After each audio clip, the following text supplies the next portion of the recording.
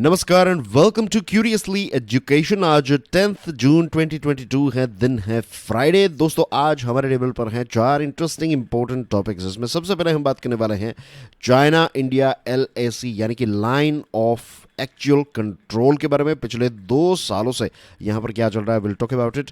Then we have एक सदाबहार topic है LG वर्सेस CM यानी कि lieutenant governor versus chief minister. और ये कहाँ की बात है? आप में से बहुत सारे रेगुलर स्टूडेंट्स को पता चल गया होगा कि हम बात कर रहे हैं दिल्ली की, राइट। दिल्ली में हर साल ये चीज़ हमें देखने को, हर साल तो नहीं लेकिन साल में कई बार lieutenant governor versus chief minister situation देखने को मिलती है। आज इसके कुछ इंपॉर्टेंट पॉइंट्स को डिस्कस करेंगे। Then we have a very very interesting topic, India Iran relations. एक लंबे समय के बाद ये टॉपिक हमारे टेबल पर आया है। And the fourth one is about black money. I would like to sing a song here, क्या हुआ तेरा वादा, वो कसम वो इरादा, right. Will talk about it when we will reach there. दोस्तों इस लेक्चर को दूसरे स्टूडेंट्स के साथ शेयर ज़रूर करें, और आप में से जो स्टूडेंट्स इसको शेयर कर रहे हैं उनको a big thank you very much for helping us out. And आपके ये जो शेयरिंग जो आप कर रहे हैं उसका रिजल्ट विजिबल है। बहुत सारे नए स्टूडेंट्स इस सीरीज़ के साथ जुड़ने लगे हैं। Himalayan challenge, times of India का ये आर्टिकल है। ईस्टर्न लद्दाख की बात करें दोस्तों तो पिछले 2 सालों से यहाँ पर क्या चल रहा है। I am sure you know कि यहाँ पर चाइना वर्सेस इंडिया ये चल रहा है, इज़न्ट इट। और ये जो गलवान के क्लैशेस हैं उसको अब लगभग 2 साल होने को है। Second anniversary is not that far. और इन 2 सालों में चाइना ने यहाँ पर क्या किया? चाइना ने यहाँ पर मिलिट्री इंफ्रास्ट्रक्चर को बिल्डअप किया है अलोंग द LAC। भारत और चाइना के बीच में जो बॉर्डर है उसको कहते हैं line of actual control.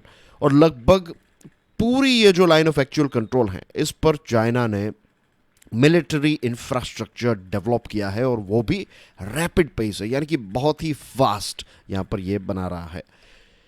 USA के आर्मी के पैसिफिक कमांडिंग जनरल चार्ल्स ए फ्लिन, उन्होंने जो भारत की यात्रा पर है उन्होंने एक स्टेटमेंट दिया है। उनका स्टेटमेंट भी यही है कि China is rapidly building dual use border infrastructure. What is dual use border infrastructure, या फिर ड्यूअल यूज का मतलब क्या होता है? ड्यूअल यूज का मतलब ये होता है कि एक तरफ आपके जो सिविलियंस हैं उनको भी काम आए, ऐसे लेट्स से रोड्स बना रहे हैं, और ऐसा एक रोड जो सिविलियन भी ट्रैवल कर सकते हैं, लेकिन जब भी रिक्वायर्ड हो तब मिलिट्री भी इसका इस्तेमाल करेगी। तो नॉर्मल जो ब्रिजेस होते हैं ना, दो लेट्स से एक वैली जैसी जगह है और वहाँ पर एक ब्रिज बनाया हुआ है, तो ये ब्रिज जनरली सिविलियन ब्रिज होता है कि यहाँ से आप थोड़े बहुत ट्रक्स ये सारी चीज़ें जो हैं वो आ जा सकती हैं। उन सारी नेसेसिटीज़ को ध्यान में रखकर बनाया जाता है। लेकिन ड्यूअल पर्पस वाला जो होता है वो उससे भी ज़्यादा स्ट्रॉन्ग होता है कि इनकेस अगर आपको जो टैंक्स होती हैं उसको ले जानी पड़े। अब टैंक्स का वज़न जो है वो नॉर्मल ट्रक लोड से कई गुना ज़्यादा होता है, तो ऐसी हैवी टैंक्स और हैवी ट्रक्स और ये सारी चीज़ों को भी अगर आपको ट्रांसपोर्ट करना पड़े तो ये सारे ब्रिजेस और रोड्स जो हैं वो केपेबल हों। इसका मतलब क्या है? इसका मतलब ये भी है कि कहीं ना कहीं आप तैयारी में हैं कि जब भी अगर इन केस मीन्स आपके कैलकुलेशंस में ये चीज़ है कि आज नहीं तो कल अगर युद्ध की सिचुएशन होती है तो इंफ्रास्ट्रक्चर जो है वो टॉप नॉच होना चाहिए। अगर भारत के साथ युद्ध की सिचुएशन होती है तो तो कैलकुलेशंस में कहीं ना कहीं युद्ध है। दैट्स द रीज़न कि चाइना जो है वो ये dual use border infrastructure develop कर रहा है, और ये एक चिंता का विषय है भारत के लिए। चिंता का विषय इसलिए क्योंकि हमें भी अब इसी प्रकार से ड्यूअल यूज बॉर्डर इंफ्रास्ट्रक्चर को डेवलप करने की शुरुआत जो है वो कर देनी चाहिए, क्योंकि हमारा जो एक दुश्मन देश है वो ये चीज़ कर रहा है। अब चाइना के साथ हमारी जो दुश्मनी है वो एक अलग प्रकार की है। देखिए ट्रेड जो है वो उतना ज़्यादा हो रहा है। मैं आज भी हमारा सबसे बड़ा ट्रेडिंग पार्टनर अगर कोई है तो चाइना है। कितना सारा सामान हम उनसे मंगवाते हैं, हम धीरे धीरे कोशिश करें कि सारी चीज़ें उनसे ना मंगवाएं, लेकिन एक तरफ ये सारी चीज़ें हैं ट्रेड और बिजनेस और ये सारी चीज़ें, और दूसरी तरफ ये मिलिट्री वाइज अगर देखा जाए तो बहुत हमें प्रॉब्लम्स और इश्यूज जो हैं वो क्रिएट कर रहा है, एज वी नो कि पिछले 2 सालों से क्या हो रहा है। ईस्टर्न लद्दाख की बात करें तो यहाँ पर चाइना ने troop shelters, gun positions, helipads, jetties, ये सारी चीज़ें डेवलप कर ली हैं। और अरुणाचल प्रदेश में क्या किया है, जो बॉर्डर हैं, तो इस बॉर्डर पर नए नए गांव बसा रहा है। जैसे मैंने आपको बताया कि ये सिविलियन और मिलिट्री दोनों ड्यूल पर्पस से चीज़ों को यहाँ पर सॉर्ट आउट कर रहा है या फिर बिल्ड कर रहा है। 2 new Chinese bridges across the Pangong so lake, Pangong so lake पर 2 नए ब्रिजेस भी चाइना ने डेवलप किए हैं। तो बॉटम लाइन ये है कि पूरी जो ये एलएसी है जिसकी लेंथ है 3488 किलोमीटर्स, तो ये पूरी की पूरी एलएसी जो है यहाँ पर चाइना अपनी पोजीशन को और ज़्यादा सॉलिडिफाई कर रहा है। तो क्या आने वाले फ्यूचर में ये चीज़ें जो हैं वो थोड़ी कम होगी या फिर रिलेशनशिप अच्छे होंगे, क्या लगता है? प्रैक्टिकली अगर देखा जाए तो चाइना के जो शी जिनपिंग हैं वो और एक बार चाइना के प्रेसिडेंट के तौर पर अपनी टर्म को कंटिन्यू करेंगे। ये 3rd टाइम ऐसा होगा कि he will continue as the president of China. और उनकी जो फॉरेन पॉलिसी है वो काफ़ी एग्रेसिव रही है। अगर चाइना की फॉरेन पॉलिसी के बारे में आपको पता है, उसकी हिस्ट्री पता है, तो एक ऐसा वक्त था जब चाइना इस चीज़ पर स्ट्रांगली बिलीव करता था कि अभी हमारा वक्त जो है वो लड़ाई झगड़े का नहीं है, अभी हमारा वक्त जो है वो सिर झुकाकर का मतलब ऐसा है कि आप अपना जो काम है ना उस पर फोकस कीजिए, राइट। अपने देश को डेवलप कीजिए, अपने देश को पैसे वाला बनाइए। जब आपके पास पैसे आएंगे तो आप नई टेक्नोलॉजी, मिलिट्री, ये सारी चीज़ों को ख़रीद पाएंगे, डेवलप कर पाएंगे। और जब आपके पास ये सारी ताकतें आ जाएगी तो पूरी दुनिया को वैसे ही पता चल जाएगा कि who is the boss in the house.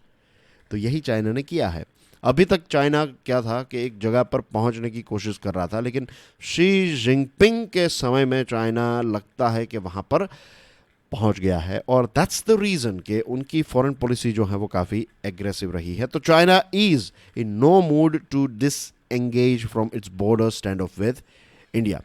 तो भारत के पास सिर्फ एक ही रास्ता है कि हमारा खुद का जो इंफ्रास्ट्रक्चर है उसको हम और ज़्यादा बूस्ट करें। और भारत ने इसकी शुरुआत भी कर दी है। यूनियन बजट, जो लास्ट यूनियन बजट था, तो इसमें भारत सरकार ने बॉर्डर रोड्स ऑर्गेनाइजेशन, जो नाम से ही पता चल गया, बॉर्डर रोड्स ऑर्गेनाइजेशन, तो ये ऑर्गेनाइजेशन जिसको कहते हैं बीआरओ या फिर ब्रो, तो ये ऑर्गेनाइजेशन है ना, ये सारा ये डिफ़िकल्ट वाला इंफ्रास्ट्रक्चर आर्मी की ऑर्गेनाइजेशन है और डिफ़िकल्ट इंफ्रास्ट्रक्चर यही बिल्डअप करती है ये बीआरओ।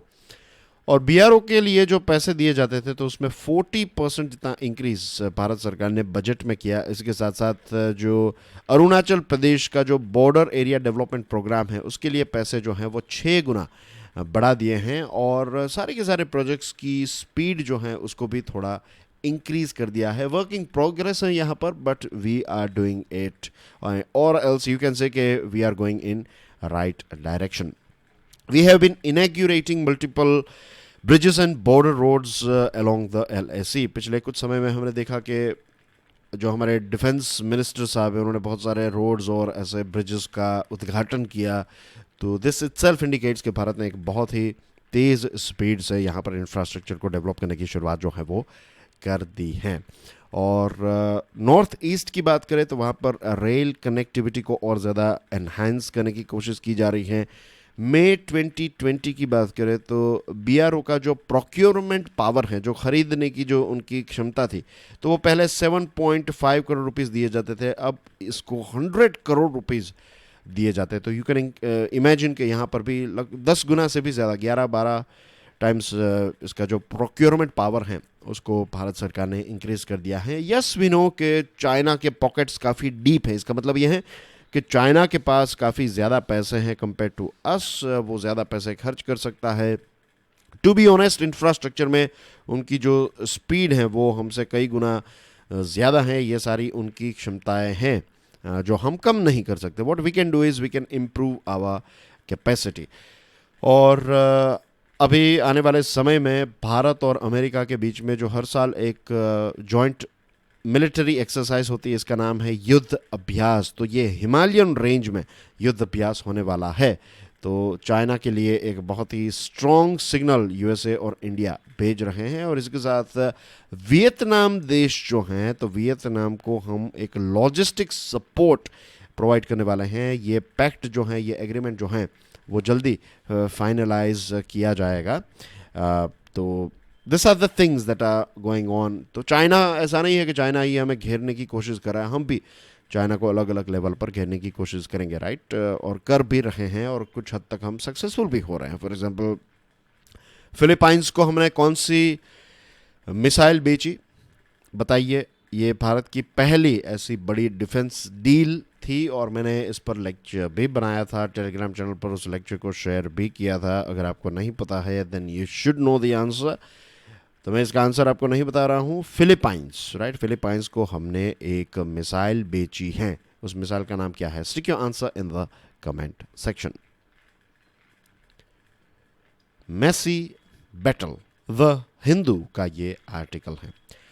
दोस्तों, आपकी स्क्रीन पर जो तस्वीर है, ये कौन है पता है? ये दिल्ली के न्यू लेफ्टिनेंट गवर्नर हैं। और दिल्ली के लेफ्टिनेंट गवर्नर और दिल्ली के चीफ मिनिस्टर के बीच में हमेशा एक इश्यू जो है वो चलता रहता है। इसको लॉन्ग एंड नॉइजी हिस्ट्री भी कहते हैं। लॉन्ग एंड नॉइजी हिस्ट्री का मतलब ये है कि लंबे समय से ये चीज़ जो है वो हमें देखने को मिलती रही। बाय द वे, जो लेफ्टिनेंट गवर्नर हैं उनका नाम है विनय कुमार सक्सेना। और विनय कुमार सक्सेना साहब जो हैं वो बीजेपी के जो टॉप ब्रास हैं, अमित शाह, मोदी साहब एक्सेट्रा, तो उनके काफ़ी क्लोज माने जाते हैं, क्लोज एड, यानी कि उनके काफ़ी अच्छे मित्र या फिर उनके साथ उनके रिलेशनशिप जो हैं वो काफ़ी अच्छे हैं।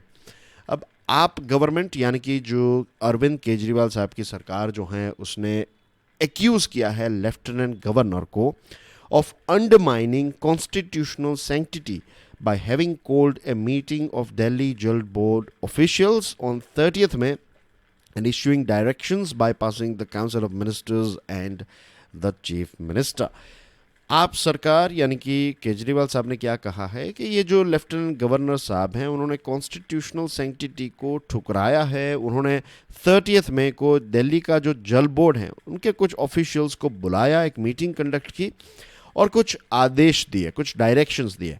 और ये सारे डायरेक्शंस जो हैं वो काउंसिल ऑफ मिनिस्टर्स और जो चीफ मिनिस्टर यानी कि वहाँ की जो इलेक्टेड गवर्नमेंट है उनको बाईपास करते हुए एक सिलेक्टेड व्यक्ति या फिर सिलेक्टेड पोस्ट जो हैं उसने कुछ ऑर्डर्स इश्यू किए हैं। तो ये चीज़ जो है, इसको लेकर आप सरकार जो है वो काफ़ी नाराज़ हैं। अब कॉन्स्टिट्यूशन की बात करें, यहाँ पर दिल्ली जो है वो हमारा कैपिटल है एज वी ऑल नो, और दिल्ली में ही president, prime minister, parliament etcetera ये सारी चीज़ें हैं। तो दिल्ली एक स्पेशल यूनियन टेरिटरी है। और यहाँ पर क्या है कि कॉन्स्टिट्यूशन जो है उसने सेंट्रल गवर्नमेंट को कुछ अलग कंट्रोल और अलग पावर्स दिए हैं। 3 चीज़ें जो हैं वो सेंट्रल गवर्नमेंट के हाथों में हैं, बाकी की सारी चीज़ें जो हैं वो दिल्ली की सरकार यानी कि अरविंद केजरीवाल साहब की जो सरकार है या फिर किसी भी सरकार, किसी भी पार्टी की सरकार यहाँ पर होती है तो उनके पास रहता है ये पावर। तो 3 चीज़ें जो सेंट्रल गवर्नमेंट के हाथों में है, नंबर 1 इज़ लैंड यानी कि ज़मीन, second is public order and the third one is police, right. तो ये 3 चीज़ें सेंटर के पास में हैं और ये 3 मामलों में दिल्ली सरकार जो है वो कुछ नहीं कर सकती। यहाँ पर सेंट्रल गवर्नमेंट ही सारे डिसीजंस लेगी। अब सेंट्रल गवर्नमेंट ने एक अमेंडमेंट किया है, एक बदलाव किया है, government of national capital territory of Delhi act में एक चेंज किया है, एक अमेंडमेंट किया है। और इसी अमेंडमेंट को आप सरकार ने सुप्रीम कोर्ट में चैलेंज भी किया है। अब ये जो अमेंडमेंट है ये क्या कहता है? ये अमेंडमेंट है वो ये कहता है कि through this amendments the centre reorganise the powers and responsibilities of the Delhi legislative assembly and the lieutenant governor in favour of the latter. यानी कि सेंट्रल गवर्नमेंट ने जो पावर्स एंड रिस्पॉन्सिबिलिटी हैं तो वो लेफ्टिनेंट गवर्नर के पक्ष में थोड़ी ज़्यादा दे दी हैं। दिल्ली लेजिस्लेटिव असेंबली जो है उसके पावर्स थोड़े कम कर दिए हैं और लेफ्टिनेंट गवर्नर के पावर जो हैं वो ज़्यादा हो गए। In the new law government, जब सरकार शब्द की बात आती है, government referred to in any law made by the legislative assembly will imply lieutenant governor curtailing the powers of elected government. अगर लेजिस्लेटिव असेंबली दिल्ली की कोई कानून बनाती हैं जिसमें गवर्नमेंट की बात है या फिर गवर्नमेंट शब्द है, तो यहाँ पर गवर्नमेंट का मतलब होगा LG, यानी कि लेफ्टिनेंट गवर्नर। तो इलेक्टेड गवर्नमेंट जो है उनके पावर्स जो हैं यहाँ पर कम हो जाते हैं।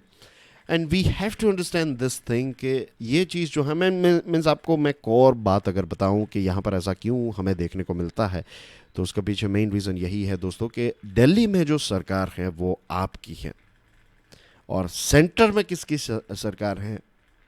बीजेपी की सरकार है। अब देखिए, पंजाब में आपकी सरकार जीत गई, अब गुजरात में आप जो हैं वो बहुत ही एग्रेसिवली स्प्रेड होने की कोशिश कर रहे हैं। वी नो के बीजेपी के लिए गुजरात जो है वो उनका गढ़ है। पिछले कितने कुछ 20-25 सालों से बीजेपी की सरकार यहाँ पर रही है। अगर सेंट्रल लेवल पर जो बीजेपी की सरकार है और दिल्ली में भी बीजेपी की सरकार होती, तो हमें इस प्रकार का इश्यू यहाँ पर देखने को नहीं मिलता। This is a reality, right. आपको ये जो पूरी lieutenant governor versus chief minister की पूरी ये जो लॉन्ग एंड कॉन्फ्लिक्ट वाली हिस्ट्री जो है, इसकी बॉटम लाइन यही है, इट इज़ ऑल अबाउट आप वर्सेस बीजेपी। और दोनों पार्टीज़ अपने अपने पावर्स का इस्तेमाल करना चाहती हैं और चीज़ों को अपने कंट्रोल में रखना चाहती हैं। तो उनकी जो पॉलिटिकल राइवलरी हैं, ये पॉलिटिकल राइवलरी सिर्फ पॉलिटिकल सर्कल तक नहीं, इसके बाहर कॉन्स्टिट्यूशन में भी ये चेंजेस कर करके या फिर चीज़ों को अपनी तरफ अपने फेवर में करने की कोशिश जो है वो हमेशा करते रहते हैं। और दिस इज द थिंग, ये चीज़ आई होप आपको समझ में आ गई। This is practical world I am talking about, right. भले ही कॉन्स्टिट्यूशन में एम लक्ष्मीकांत में जो आप चीज़ें पढ़ रहे हैं अच्छी बात है, वो चीज़ें हमें समझनी हैं। वो चीज़ें नहीं समझेंगे तो पता कैसे चलेगा कि जो चीज़ें होनी चाहिए और जो हो रही है उसमें कितना डिफरेंस है। तो इट्स गुड, वो सिर्फ थियरीज नहीं है, एक दिन वो चीज़ें हकीकत भी होगी। लेकिन आज अलग अलग पॉलिटिकल पार्टीज़ कॉन्स्टिट्यूशन में या फिर रूल्स एंड रेगुलेशंस में अपने हिसाब से बदलाव, कस्टम टेलर जो कहते हैं ना, वो चीज़ करने की कोशिश कर रहे हैं। अब रिलेशनशिप जो है उसने नोज डाइव किया। नोज डाइव यानी कि ऐसे, राइट। कोई एक एरोप्लेन जो होता है तो वो अपने नाक के बल से नीचे गिरता है, ऐसे स्ट्राइट वर्टिकल आ रहा है, तो that is called nose dive. तो अब दोनों पार्टीज के बीच में रिलेशनशिप जो है वो काफ़ी ख़राब हो चुके हैं। लेफ्टिनेंट गवर्नर और सीएम के ऑफिस के बीच में रिलेशनशिप भी काफ़ी ख़राब हो चुके हैं। और दिल्ली के लोगों ने जो इलेक्टेड सरकार, जो एक वोटिंग दे के एक सरकार को वहाँ पर बिठाया है, तो कहीं ना कहीं उसका भी एक प्रकार से अपमान है जब इस प्रकार की चीज़ें हमें देखने को मिलती हैं तब। लेकिन जैसे मैंने आपको बताया स्टार्टिंग में, ये एक ऐसा टॉपिक है जो आपको साल में 4-5 बार तो कम से कम पढ़ने को मिलता ही है। कुछ ना कुछ होता ही रहता है यहाँ पर। टाइज रिसेट, द हिंदू का ये आर्टिकल है। आपकी स्क्रीन पर जो तस्वीर है दोस्तों, इनका नाम है हुसैन आमिर अब्दुल्लाहियान, और ये ईरान के फॉरेन मिनिस्टर हैं। पहली बार वो भारत की यात्रा पर आए हुए हैं और एक लंबे समय के बाद ईरान के फॉरेन मिनिस्टर जो हैं वो भारत की यात्रा पर आए हैं। दोनों देशों के जो द्विपक्षीय संबंध हैं, यानी कि बायलैटरल रिलेशनशिप के लिए तो ये एक बहुत ही अच्छी बात है कि वहाँ के फॉरेन मिनिस्टर जो हैं वो यहाँ पर आए हैं। लेकिन मल्टीलैटरल कॉन्टेक्स्ट के पॉइंट ऑफ व्यू से देखें तो भी ये विजिट जो है वो काफ़ी इम्पोर्टेंट है। नंबर 1 अगर कोई चीज़ है इसमें तो ये है कि आपने देखा कि कैसे वो नुपुर शर्मा और एक और व्यक्ति हैं जिन्होंने प्रोफेट मोहम्मद साहब के ख़िलाफ़ कुछ स्टेटमेंट्स दिए थे, और बहुत सारे लोग जो हैं वो इससे नाराज़ हो गए। और फिर बहुत सारे देशों ने भी, लेट्स से यूएई जो है वो इससे कोई, यूएई ने भी कहा कि ऐसी चीज़ें नहीं होनी चाहिए, थिंग्स लाइक दैट। अब ईरान जो है ये organisation for Islamic cooperation OIC का मेंबर कंट्री है, और इसमें 57 मेंबर्स हैं, और इसमें से एक मेंबर जो हैं वो भारत की यात्रा पर ऐसे समय पर आया है जब ये कंट्रोवर्सी चल रही है, तो this is a good sign. Number 2, Iranian visit comes a week after that of Israeli Defense Minister Benny Gantz। जो बेनी हैं डिफेंस मिनिस्टर इसराइल के, वो भी भारत की यात्रा पर थे। और अगर आपको नहीं पता है तो let me tell you, Iran और इसराइल दोनों आर्च राइवल्स हैं। Arch rivals, it's like Pakistan और इंडिया के बीच में कैसी दुश्मनी है, वैसी ही दुश्मनी, इससे भी ज़्यादा कट थ्रोट दुश्मनी ईरान और इजराइल के बीच में है। कि इतिहास में नहीं जा रहे हैं, लेकिन आप ये समझ लीजिए कि अगर इजराइल के डिफेंस मिनिस्टर भारत की यात्रा पर आते हैं और उसके एक वीक के अंदर, एक हफ्ते के अंदर ईरान के विजिट ईरानियन फॉरेन मिनिस्टर यहाँ पर आते हैं, तो दिस इटसेल्फ इंडिकेट्स कि भारत जो है वो दोनों देशों के साथ एक बैलेंस्ड रिलेशनशिप लेकर चल रहा है। बोर्ड ऑफ गवर्नर्स की मीटिंग हुई वियना में। किसके बोर्ड ऑफ गवर्नर्स की? IAEA के। What is the full form of IAEA? ये क्वेश्चन नंबर 2 है आपके लिए। इसका आंसर भी आपको कमेंट सेक्शन में प्रोवाइड करना है, ठीक है। Not going to tell you the full form. मैं इतना कहूंगा कि ये न्यूक्लियर एनर्जी के साथ जुड़ा हुआ एक ऑर्गेनाइजेशन है, IAEA। तो IAEA ने क्या कहा है? उसने ये कहा है कि ईरान का जो न्यूक्लियर प्रोग्राम है, इसको लेकर एक स्ट्रिक्ट वाक्य, एक स्ट्रिक्ट बात जो है वो IAEA ने बताई है। और ऐसे समय में ईरान के फॉरेन मिनिस्टर भारत की यात्रा पर आते हैं, तो इट सेल्फ इंडिकेट्स कि भारत जो है वो एक पावरफुल देश है। और IAEA जो है, मैं अभी फुल फॉर्म बोल लेता, तो ये जो IAEA जो है वो एक स्ट्रिक्ट स्टेटमेंट दे रहा है। और उस समय पर उस देश के व्यक्ति यहाँ पर हैं। दिस इटसेल्फ इंडिकेट्स कि भारत यहाँ पर भी एक अच्छा बैलेंस लेकर चल रहा है। For Mr. Abdullahian, the visit would be portrayed as a show of support from a powerful country. एक पावरफुल देश, एक भारत जैसा पावरफुल देश जो है वो ईरान को सपोर्ट दे रहा है, ये चीज़ ईरान ऑफ कोर्स दिखाना चाहता है। और दोनों देशों के बीच में जब से तालिबान ने अफ़गानिस्तान को अपने कंट्रोल में ले लिया है लास्ट अगस्त से, तो पहली बार इस प्रकार की इम्पोर्टेंट मीटिंग हो रही है। और ईरान और इंडिया दोनों के लिए अफ़गानिस्तान इम्पोर्टेंट है, क्योंकि ईरान एक बहुत लंबी बॉर्डर अफ़गानिस्तान के साथ शेयर करता है। ऊपर से ये तालिबान की जो विचारधारा है वो ईरान की विचारधारा से अलग है, क्योंकि यहाँ पर एक शिया वर्सेस सुन्नी वाली सिचुएशन भी एक नज़र आती है। तो इस चीज़ को लेकर भी ईरान मीन्स तालिबान जो है वो ईरान को भी अपना दुश्मन ही मानता है। ईरान जो है वो तालिबान को अपना दुश्मन मानता है। There are so many other issues as well. Bharat और ईरान के बीच में अफ़गानिस्तान को लेकर बातचीत हुई और यहाँ पर चाबहार पोर्ट की भी बात आई है। आपकी स्क्रीन पर देख सकते हैं आप, ये रहा ग्वादर पोर्ट। ये पाकिस्तान का पोर्ट है और ये CPEC यानी कि चाइना पाकिस्तान इकोनॉमिक कॉरिडोर का ये पार्ट है। ये ग्वादर, ये चाइना ने ही डेवलप किया है। और यहाँ पर भी dual purpose, right, merchant navy के साथ साथ मिलिट्री नेवी भी, जो मर्चेंट नेवी और जो ये आर्म्ड नेवी हैं, तो ये दोनों को यहाँ पर यूज़ किया। तो ये ड्यूअल पर्पस वाला पोर्ट चाइना ने यहाँ पर जानबूझकर बनाया है। नज़दीक में है ईरान, ये रहा ईरान। आप देख सकते हैं अफ़गानिस्तान के साथ एक लंबी बॉर्डर शेयर करता है, पाकिस्तान के साथ अपनी एक बॉर्डर शेयर करता है। और यहाँ पर चाबहार पोर्ट है जो भारत की मदद से डेवलप किया गया है। तो अगर भारत कोई सामान अफ़गानिस्तान को सेंड करना चाहता है, भेजना चाहता है, बेचना और भेजना दोनों चीज़ें, तो पाकिस्तान तो अपना रोडवेज यूज़ करने नहीं देगा। तो हमारे पास एक ही रास्ता है, यहाँ से वाटरवेज के माध्यम से चाबहार, और चाबहार से फिर यहाँ पर रेल एंड रोड का इस्तेमाल करते हुए अफ़गानिस्तान के अलग अलग शहरों तक सामान जो है वो पहुँचाया जा सकता है। और अभी तक हमने ऐसा ही किया है। तो इस चीज़ को, चाबहार पोर्ट को लेकर भी डिस्कशन जो है वो दोनों देशों के बीच में हुई। इसके साथ रशिया और यूक्रेन के बीच में जो इश्यू चल रहे हैं और वेस्टर्न सैंक्शंस रशिया पर अप्लाई किए गए हैं, तो अब ईरान जो है वो न्यू दिल्ली को कन्विंस करना चाहता है कि आपने 2019 से जो ऑयल परचेस करना, ईरान से ऑयल ख़रीदना बंद किया है, तो अब आप फिर से रिस्टोर कर दीजिए, आप फिर से हमारा ऑयल जो है वो ख़रीदना स्टार्ट कर दीजिए। और इस चीज़ को लेकर, ये ऑयल परचेस को लेकर, एनर्जी सिक्योरिटी को लेकर, हमारे external affairs minister S Jaishankar साहब ने एक बहुत ही स्ट्रॉन्ग स्टेटमेंट दिया है। उन्होंने कहा कि ये जो USA और यूरोप हैं जिन्होंने सैंक्शंस लगाए हैं ईरानियन और वेनेजुएलियन ऑयल पर, तो ये ऑयल पर सैंक्शंस उनको हटा देने चाहिए। आप रशिया पर हमारी जो निर्भरता है, भारत की निर्भरता, ऑयल की निर्भरता, वो अगर आप कम करना चाहते हैं ना, तो आप ईरान और वेनेजुएला का ऑयल जो है उसको मार्केट में अवेलेबल होने दीजिए। और अगर आप ऐसा नहीं करते हैं, अगर आप लेट्स से भारत को कहते हैं कि आप ईरान से ऑयल मत खरीदिए, आप वेनेजुएला से ऑयल मत खरीदिए, आप रशिया से ऑयल मत खरीदिए, तो क्या आप भारत की एनर्जी सिक्योरिटी को स्क्वीज करने की कोशिश कर रहे हैं?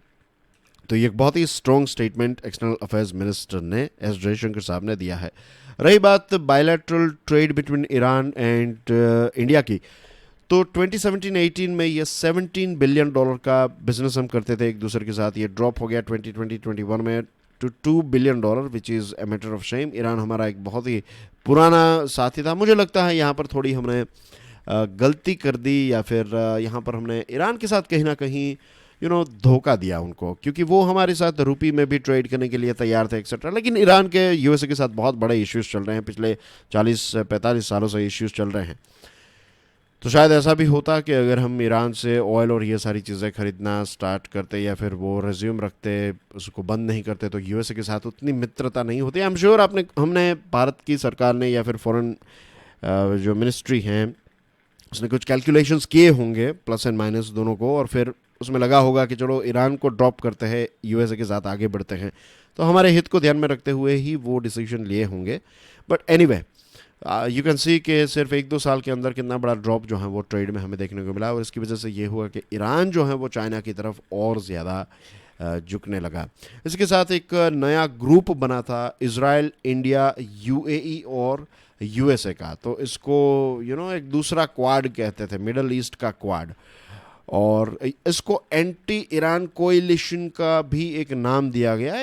It was like means portray किया गया कि ये एंटी ईरान ग्रुप हैं। तो इसमें देखिए इजराइल हैं, यूएई हैं जिनके ईरान के साथ रिलेशनशिप अच्छा नहीं है, यूएसए हैं, और इसमें इंडिया भी ऐड हो गया। वैसे इंडिया ने कहा कि ऐसा ग्रुप नहीं है, लेकिन इसको पोर्ट्रे किया गया, तो ऐसा लग रहा था कि टाई जो है वो और ज़्यादा ख़राब हो जाएंगे। इसी के साथ ईरान जो है वो कहा जाता है कि वो येमनी हाउथीज़ जो हैं उनको सपोर्ट करता है, और यही येमनी हाउथीज़ ने यूएई की ऑयल फैसिलिटी पर अटैक किया, जिसमें एक इंडियन की भी मौत हो गई थी।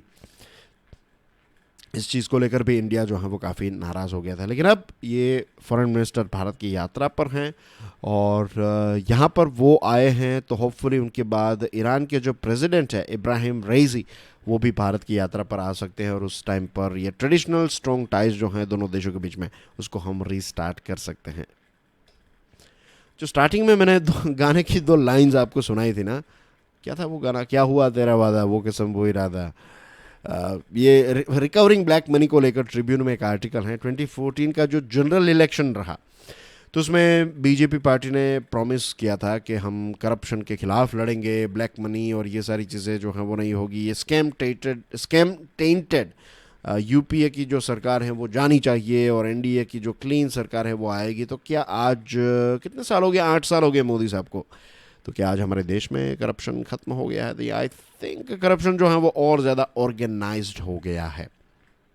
ट्रस्ट में, ask your father, ask your अगर आपके पेरेंट्स जो हैं वो बिजनेस कर रहे हैं, if they are in business of sort, right? I'm not saying job, I'm talking about business. अगर let's say factory है या फिर ऐसी कोई चीज़ है, तो do ask them. They will tell you कि कैसे करप्शन जो है वो और ज़्यादा ऑर्गेनाइज्ड हो चुका है। तो और करप्शन तो आज भी हमारे देश में है, राइट। और पिछले कुछ दिनों के न्यूज़पेपर्स को आप पढ़ेंगे तो यू विल फाइंड कि कितने बड़े बड़े officers, right, IAS officers etcetera के घर से कितना बड़ा सामान, कुछ 17 करोड़ रुपीस कैश मिलते हैं और 20 करोड़ रुपीस कैश मिलते हैं। ऐसे न्यूज़ तो हमें पढ़ने को मिलते ही रहते हैं। बीजेपी का मैनिफेस्टो था कि tracking down and bringing back black money and proactively engaging with the foreign governments to facilitate information sharing on black money etcetera.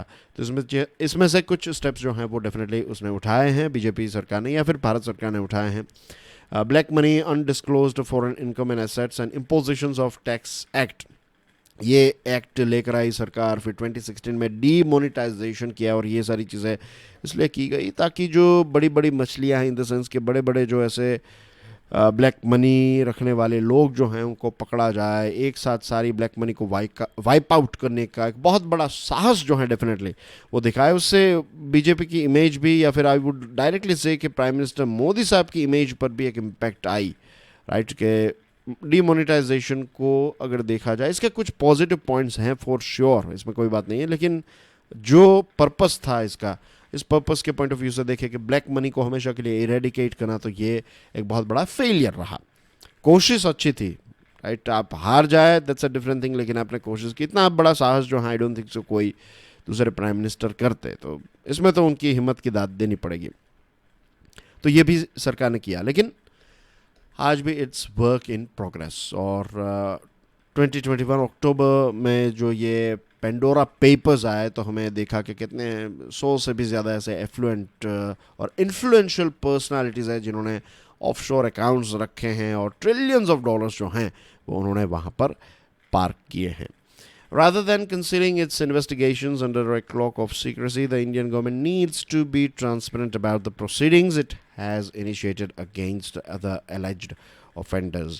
कि जो भी alleged offenders हैं उनके खिलाफ क्या क्या कार्यवाही हैं, तो ये सारी चीज़ें जो हैं वो ट्रांसपेरेंट तरीके से सरकार को सबके सामने रखनी चाहिए, ताकि हमें पता चले कि एग्जैक्टली चीज़ें जो हैं वो कहाँ पर चल रही हैं। और जो टैक्स इवेजन करते हैं, ब्लैक मनी अब्रोड भेजते हैं, तो ये फाइनेंशियल क्राइम्स के खिलाफ सख्त से सख्त कार्रवाई। इसी के साथ जो bankruptcy, right, fake bankruptcy declare की जाती है, for example I give you example of Anil Ambani, and we all know Anil Ambani, right, brother of Mukesh Ambani, छोटे भाई हैं।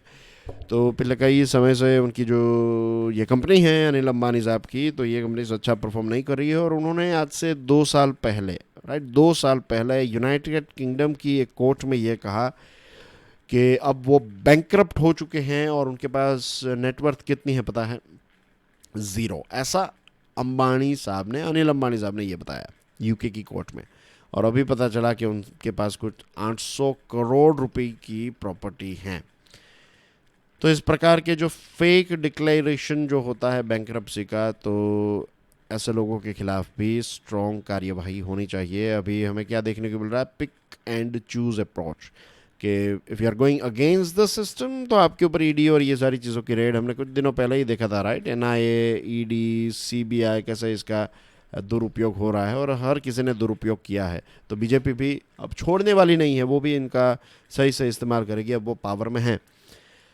लेकिन देश के हित को ध्यान में रखते हुए और जो वादे आपने किए हैं मैनिफेस्टो में जो आपने लिखा है, तो उस चीज़ की तरफ हमें आगे बढ़ने की ज़रूरत है। होपफुली, लेट्स होप कि भारत में ये ब्लैक मनी और करप्शन, ये सारी चीज़ें जो हैं वो चली जाए, एक क्लीन समाज का निर्माण हो। लेकिन लेट मी टेल यू, यहाँ पर कोई बड़ी बड़ी बातें, means I am not politician कि मैं आपको कुछ वादे दूँ, मैं आपको रास्ते कह सकता हूँ। इसका एक ही रास्ता है,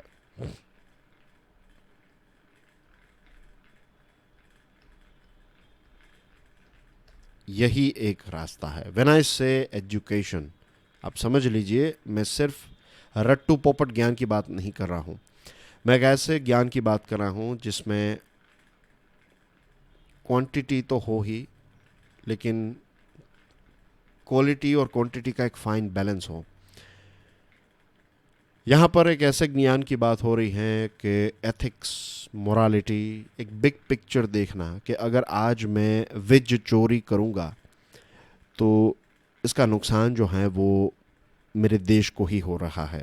अगर आज मैं कार्बन एमिट करूँगा, मेरी फैक्ट्री जो है उसमें से जो भी वेस्ट पानी है वो मैं अगर नदियों में छोड़ रहा हूँ, तो मुझे इतनी शर्म आनी चाहिए कि ये चीज़ करके मैं कितने सारे जो जीव हैं, जो लिविंग क्रीचर्स हैं, उनकी हत्या कर रहा हूँ डायरेक्टली इनडायरेक्टली, फिर पूजा पाठ करने से कोई फ़ायदा।